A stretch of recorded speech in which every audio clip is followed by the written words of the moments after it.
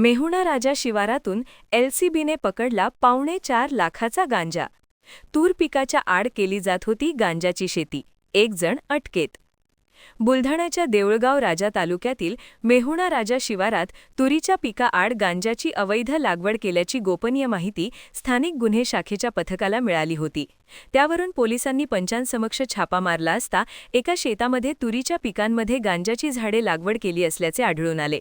पोलिसांनी सुकलेली आणि ओली परिपक्व झालेली झाडे असा सुमारे 3,79,000 रुपयांचा गांजा जप्त केला आहे। सोबतच मेहुणा राजा येथील विष्णू सुखदेव बोरुडे याला अटक करण्यात आली आहे।